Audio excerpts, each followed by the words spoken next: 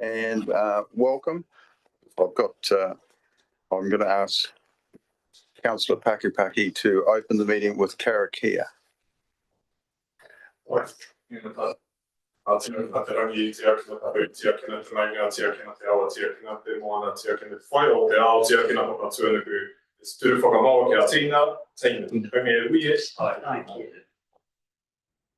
you for that.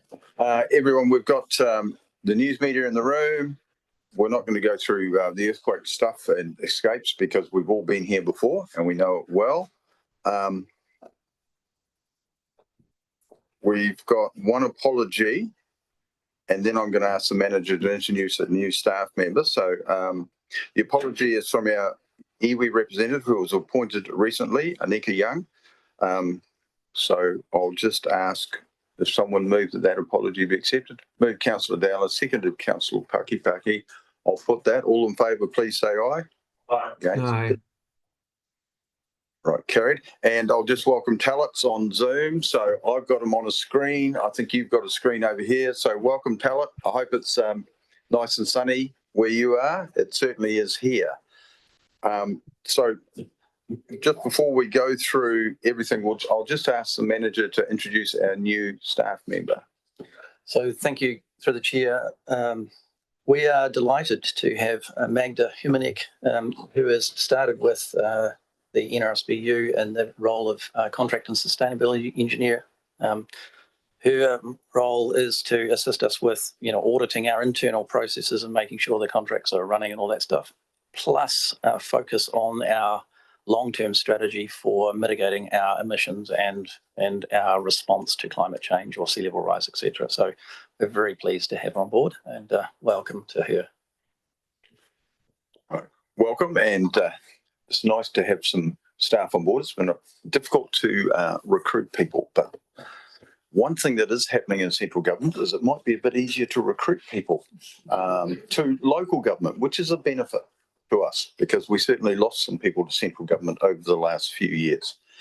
So order of business, we've only got the one report today, but we haven't met for a while, so I thought it was important that we met and went through, because the summer is always can be a challenge at times, and I know that it was in terms of some odour, because we had some complaints. So that's all we've got. Has anybody got a change of interest to declare? None? Very good. So we'll go through that. All right, confirmation of the minutes. And they've been circulated. It's a while since I've read them, but would someone like to move that the minutes of the 28th of November are a true and correct record? Moved Councillor Skinner, seconded Councillor Dowler. I'll put that. All in favour, please say aye. Aye. Against? Carried. We're working through this. Now we've got to move to the report, and as we go through it, I invite people to ask questions. I've got 4, but I'm sure some other people might ask the same questions beforehand. So, Mr. Manager, Nathan. Thank you. Through the chair, may I take the report as read? Yeah. Okay, so I'll just go through some highlights of the report then. The NRSB has been running quite effectively over the last short while. We did have one odour event in January, and I know that Councillor Mailing has a question about that, so I'll actually put it over to Brad Nixon to talk through that in more detail. Thank you, through the chair. So 2 weekends ago, we had an odour issue with one of the ponds on Bell Island. The treatment plant had been experiencing higher load for the week. Unfortunately, that coincided with some programmed maintenance on the primary clarifier on site, which meant that we're unable to reduce the load to the ponds by diverting some of it through the secondary treatment system on the island. We lost one of the large algal species that was predominant in the pond that caused the odour. It occurred quite rapidly. We had some signs on the Wednesday that the pond health was decreasing slightly. The team on site started some recirculation at that time. By Friday evening, late evening, the pond health had dropped. The algae that had been affected sort of rose to the surface and effectively started rotting on the surface, produced some odour. We had some feedback come through to the team on Saturday. At that stage, they were already recirculating and reseeding from other ponds. They applied the chemical that we have, which assists in that scenario, which is sodium nitrate. And the odour was mostly gone by the end of the day on Sunday or Monday morning. And from that stage, the pond recovered fairly well. By the end of the week, there was really no odour identifiable any more than sort of 20 or 30 metres away from the pond. Pretty short and sharp. It crept up on us pretty quickly. There was no indication that it was going to deteriorate the way it did. And we're reasonably confident that the operators responded in a timely manner and did everything they could at the time to keep the pond in good health. I've got a question if no one else has, so I'll let, Councillor Skinner's first and then Councillor Packer. Just of interest, I mean, this is all part of nature of a cycle of the bacteria, flora, etc. What happens if that flora, particular flora, dies off? Do you have to somehow reintroduce it, or does it naturally reintroduce itself when the conditions are right? Yes and yes, actually. So we assist it by reseeding and recirculating. So the recirculation comes from the discharge channel. Generally, it's very high algal counts, has good DO, so we recirculate that background into the ponds, and we also reseed from other ponds at the start of the process, which also have reasonable algal counts.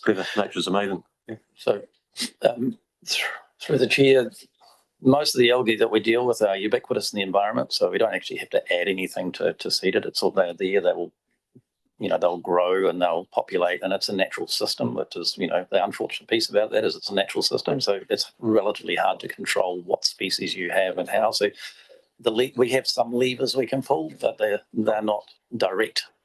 We can change the conditions of the pond, which encourages certain set of bacteria and algae, but we can't actually, it's not a direct science. It's a much more indirect approach. It's like beer making, like a microbrewery.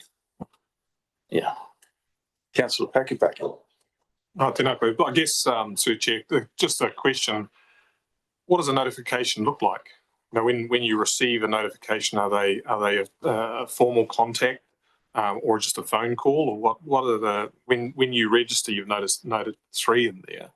How do they come in, and what do they generally look like? Sure. So through the chair, there's a number of ways that we will receive notifications. Primarily, members of the public will contact either Tasman District or Nelson City Council, which is then provided to us as a service request. There can be some time delay between that notification getting through to council and it actually arriving to us to deal with, which means for some odour events, by the time we arrive on site, the odour is gone. It's often very transitional and not long lasting. There are some members of the community, for example, the Best Island residents, who already have contact phone numbers for the operators on the island, and on occasion they'll just directly call and raise that to, or sometimes through to myself or Nathan as well. So I guess just the frequency of when you get the notifications and the pattern over time, is it quite often the same affected parties? Or is it, does it just depends on which way? I mean, obviously the wind is going to affect that, but is there quite a noticeable pattern with the same people reporting? Yeah, through the chair. Generally, yes, we do get frequent feedback from the same people. Obviously, there are areas around the treatment plant that can be more susceptible to it. For example, the Best Island residents are right there. So if there's odour problems, generally they'll be the first ones to experience it. There are a few other locations where oddball atmospheric conditions can cause notable or noticeable odour for them on certain scenarios. We are getting more and more aware of those as time goes on and plan particularly biosolids activities around those. But there can be times, for example, when there is an odour noticeable, that we will get more than one phone call about it. It is considered one event rather than each notification being considered an event. So I've still got some. So one, you talked about a load, so we don't know where that load came from, as I understand. At this stage, we are working through that. It coincided with the 4-day sampling that we do for contributor charges. The results of that have just come back in the last few days. Our plant load itself was quite high at the same time, which gave us an indication there may have been a problem. However, we were undertaking maintenance on the plant, which artificially elevated the load that we were seeing. So we were recirculating within the plant, which basically puts load back into the start of the plant where we sample it. So we didn't have any exact numbers at the time, and we'll know a little bit more about that load in the next day or two now that those results have arrived. And the other one is really the response of our contractors. Are you happy that they responded quickly enough? I think you said it was appropriate, but there was some warning signs a couple of days beforehand. Having sat here for a number of years, I want to make sure that we're as agile as we can be, because those residents on Best Island have my phone number as well. So I get the phone calls as well as TDC get the phone calls, because they think it's a TDC thing if they're a Richmond person. So, and I was lucky I didn't get one on those, but I know that we got more. But they will ring me direct, especially if it happens at Christmas. As Nathan pointed out, it is a biological process, and there is only very few levers we can pull to help control it. In this instance, there was no indication earlier in the week, so Wednesday and Thursday, that we were expecting a significant change in the pond condition. We knew that it was slightly deteriorated, but still seemed to be working fairly well. Unfortunately, some of the key information we have is a few days old at the time, so we are working with some historical data. For example, the algal counts, they get sent up to the North Island, and it can take 2 or 3 days for the samples to arrive and the data to come back to us.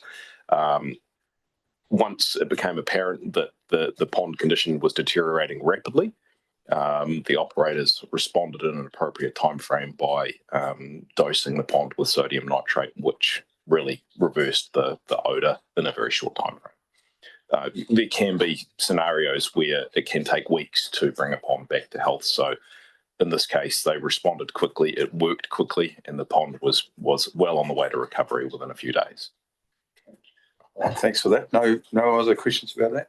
Because that's the one, if you look at our consent, that's the one issue that we really need to keep on top of, is odour from ponds.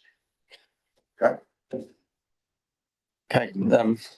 One of the things we've done in this report is we've actually started reporting on our resource reuse activities. So in our business plan and our long-term strategic plan, we talk about trying to beneficially reuse resources. So in here we talked about how much water we've recycled and how much biosolids we've recycled, etc. So that's a good news story.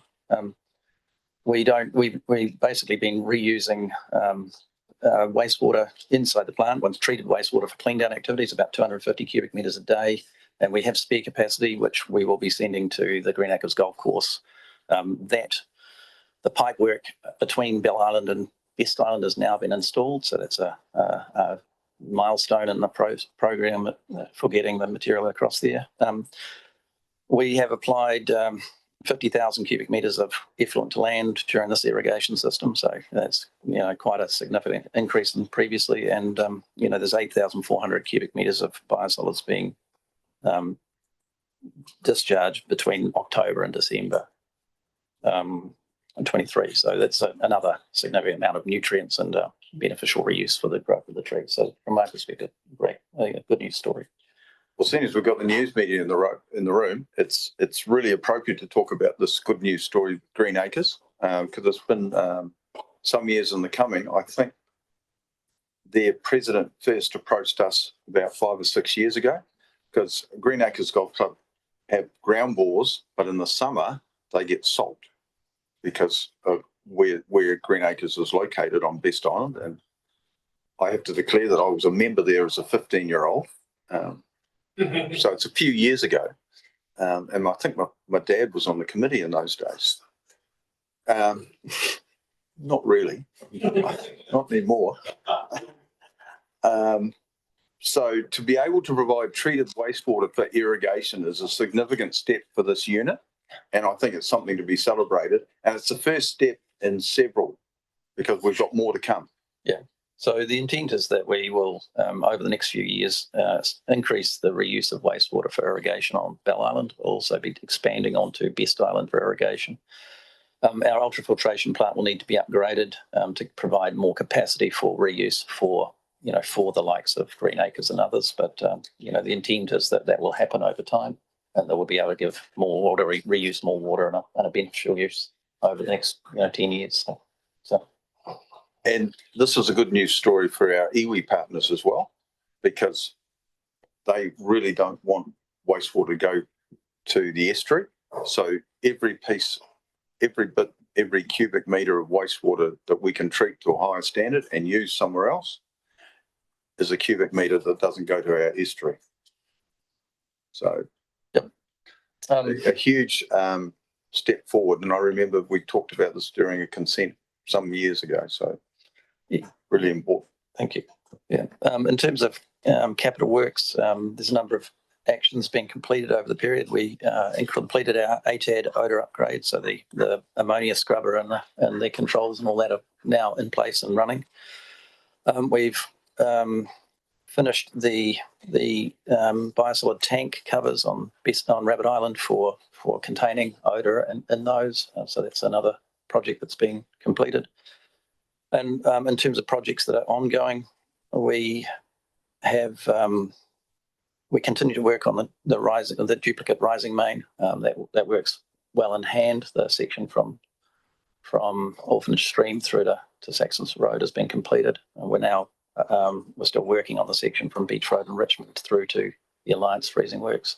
So if you're travelling that way, you'll see a lot of activity on the side of the road. That's all related to our rising main.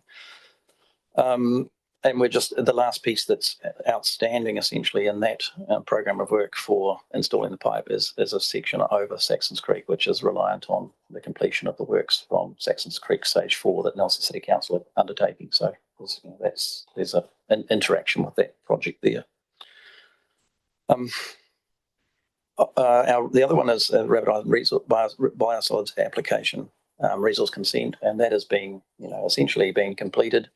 We're just waiting for it to be signed off by the Tasman District Council and that process to be going through. So we're hoping that will come out reasonably soon. That process is, after our appeal has gone smoothly. So I think it's all now sorted out. And now essentially finances, and I might get the accountant to run over the finances if that's possible. There might be some questions on capital projects first. Okay, go for it. Yeah. Because there's another good news story in that as well. Yeah. I'm not sure if other board members have a question. Otherwise, I'll raise one. So the first thing is those capital projects have allowed the use of the underpass, the old stock underpass, as part of the Great Taste Tasman Trail. So instead of going through Reservoir Creek under the thing, you now go through the stock underpass. So you don't get there's no blind corners, and I happen to be a cyclist, so I know about that. And the other thing is it's not affected by the tide anymore. So at times you couldn't use the underpass on a spring tide to be 2 feet of water. So I note that Tallett's got a question. So sorry, Tallett, I didn't look down at the screen. I'll let you ask yours first now. Kia ora, good morning. Can you hear me all? Yes, you're coming through loud and clear. Good, thank you very much. First of all, I've seen the report. I'm happy that you have included those safety training and audit tables, which is good to see. I have 3 questions. One is very quick. I've seen that NELMIC has inducted 30 personnel. It's a significant number because we have not seen this kind of update in the previous reports. What is this for, and is there any new work that has been given, or what is this for? Yeah, through the chair, the bulk of those inductions are for staff on external contractors or subcontractors to NELMAC who are come onto the site to do capital works. We are busy now building the new facilities building and workshop, and the contractors building that have had to be inducted onto the site. So there is new essentially a new building company, plumbing companies, those sorts of things that are all linked to that project. That's the largest portion of those personnel. The other one is we had a contractor do the project between Bell Island, putting the pipes in between Bell Island and Best Island. And again, that contractor needed to be inducted into our systems to make sure that they were acting in a safe manner in doing that project. So those are the two principal reasons for the number of people being inducted onto the site. Thanks, Nathan. The other question is, can we have some updates on Saxton Road emergency overflow storage kind of work or project which we are wanting, and also the land acquisition for Saxton Road pump station? Is it time critical? What are the time frames? Do we have estimate at hand? We met with the owner of the property last week, and we have discussed timeframes for the acquisition. There is a general agreement that they are open to selling to NRSBU. We've agreed on a valuation process for valuing the land in such a way that we can, essentially agree a price, and that the settlement for that purchase would occur post the 1 July 2024, when our money budgeted for that activity comes available in our 24-25 budget. So in that project and that, for the land acquisition is on target at the present time. There's nothing untoward that I know about. Thank you very much. Last question. I've seen some work undertaken for site facilities workshop upgradation. I was just keen to know if maintenance contractor or the unit itself has any need or plan for any emergency accommodation for any severe wet weather event for network operators or so. It hasn't come up in our discussions to date. One of the things that we've always been more concerned about with our facility at Bell Island is the fact that we are, our access is actually, it's related to the tide. So we do have to work around the tide cycle. And that has in the past meant that we, under certain circumstances, we might have had someone stationed on the island overnight. We haven't had any plans at present to build any sleeping or any accommodation facilities for staff on Bell Island. Thanks. That is it from my side. Thanks for that, Talent. Any other questions in relation to capital projects? No? That's good. I did note they've increased in price, but if you look at what's happening in the contracting world, as they're spread over a number of years, things are not getting cheaper. Because I sit on a tenders panel in another jurisdiction, and I don't see costs getting cheaper, although inflation is slowing. So hopefully that will help going forward. All right, so we'll talk about finance now. I think, Andrew, you're in the seat. Through the chair, I think the report covers things reasonably well. In the income is low for two reasons. The fixed charge is largely due to the valuation and the interest being different, the net effect being different than what was budgeted due to the timing of when we do the budgets along lead-in. That will continue through the year, as pointed out last meeting. The variable one continues to be low. That is due to lower flows and loads compared with last year.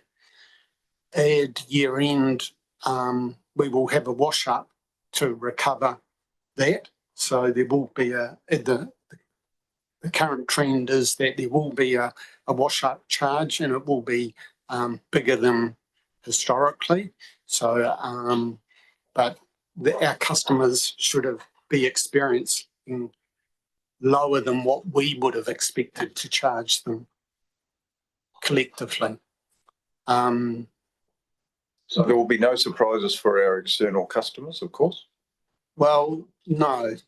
because that's always the issue that we get Well, from our unfortunately, external Philip's not here, but that message was their last meeting. It's here this meeting. So, and if they read the report, they would see that as well. It wouldn't hurt to send him an email as well to remind him. Okay. I think because in case, because I know our external customers are busy, particularly, and he might be working on some other projects. A simple email Through is a Through heads this up. year, I'll make sure that both Alliance and NPI are made aware of the financial situation. We do have I've seen- customer meetings with them as well, so that's probably the appropriate mechanism. As long as there's no surprises. Yep. Okay. Mr. Shrewer's got a question. Through you, Mr. Chair, it was more comment than a question, just highlighting the under recovery. It's going to get worse before it gets better because we've gone to quite extreme water restrictions in the Delta zone, trying to comply with our consents there. So water use will be down for a lot of our major contributors. We are actively asking people to save water. But I understand today 1.4 cubic metres will be released from the Waimea Dam into the Lee River starting this morning. In fact, so first of the water coming out of the dam is another subject. The news media's here. They've been briefed, I'm sure, earlier in the week. I think there was a press release in relation to that. So it started this morning, according to a phone call I had early. So you might be able to lift some of those restrictions in time. Through the chair, I concur with Mr. Shrewer's suggestion that this trend will continue. I mean, obviously, the dry weather is projected to extend for some time. That adds to the fact that water restrictions will, continue there. So we don't know what the actual consequence of that will be, but that we should expect the trend to continue. I've got a question in terms of finance to Andrew again, and it's just trends because I always look at what's happening and I listen to the Reserve Bank. So they've left it. So it appears that interest rates will stay at the level they're at for a longer period than some people were anticipating. What effect does that have going forward? Right. So to make the comment firstly that so under our contract with the 4 major customers, the return on capital is based on our cost of funds, which is based on the 3-year swap rate plus the margin that Nelson City Council has on its multiple facilities. Over the last quarter, that has dropped into the new quarter by 1%-ish. So it's still higher than what we had budgeted for, but it's lower than what has been in the last 6 months. So we have seen that drop already. And so when we reset the charges on the 1st of July, it'll take into account the interest rates applicable, the 3-year swap rate, on the 30th of June for the following year. So that will impact the charges. Okay, that makes sense to me. Does anyone have any other questions in relation to that? Okay. So in essence, you're saying those interest rates are gone down a tad. A tad, yeah. But the Reserve Bank is saying we're going to feel this pain for a bit longer, if what I read from him, but it wasn't as aggressive as he was prior to Christmas. Would that be a fair comment? It's a fair comment. Through the chair, each year we have to deal with, for want of a better word, the effect of the budgeting process where we set our budgets 9 or 10 months in advance of the thing and get approval for those budgets through the council processes. And then the process requires us to reset the interest rate at the end of the financial year in time for the new financial year. And so there's generally a difference of some nature between the budget and the actual interest rate. And in this case, that's gone against us. And in some years, it goes the other way. And what the adverse effect is that the budgeted surplus that we have that recovers the risk margin on the cost of capital, that will be lower for the councils in this financial year. Okay, so I'm happy with that. So we've gone through, because I had a list of subjects, and there was no surprises. The staff knew there would be a list of subjects beforehand. Are there any other questions of the manager? We've got through this in half an hour. I thought we might take us a whole hour, so that's pretty efficient. I'd just like to commend the staff. I think there's considerable progress in relation to what's happening. And one of our councillors, a new councillor, did a tour recently, and he was very favourable comments to yourself, Nathan, and to you, Brad, about the standard out there now.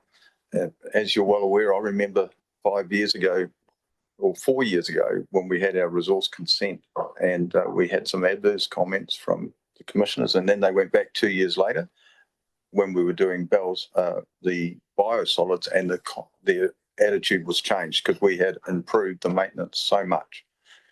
So you have to be commended for that. It was Councillor Kittamont visited, and you got a very favourable comments at a meeting recently. So was someone willing to move the report, or have you got a comment first, Councillor Dowler? So the report, to receive the report, is moved Councillor Dowler, seconded Councillor Skinner. I'll put that. All those in favour, please say aye. Aye. Against? Carried. I think this could be one of our quickest meetings we've ever had. So that's, we might have. I'd ask Councillor Pakipaki to close with Karakia, please. I'll just explain the karakia that we do. We do this as a course, or I do it as a course with our Nelson City Council. The karakia itself is a reminder to us about our responsibilities for Te Tai Ao and the natural environment. And what it does is it lists the elements that we are responsible for, and that includes all of the things: the skies, the winds, the mountains, the rivers, the sea, and also Mother Earth itself. So that's when I say these words, these are again that reminder that we are kaitaki of our lands, and we have a responsibility to remember that. So, mīnai tātou, te akina te rangi, te akina te hau, te akina te maunga, te akina te awa, te akina te moana, te akina te whaia o te ao, te akina papa tuanaku, e tuturu whakamaua ki a tīna. Tīna, haumea huie, tai kia. Kia ora. Well, thank you everybody for your attendance. As I said, not the quickest we've done, but just shows that some things are going quite well, which is good. I need to see Councillor Skinner, and then I need to see you, and probably Andrew too, about how we pay rate.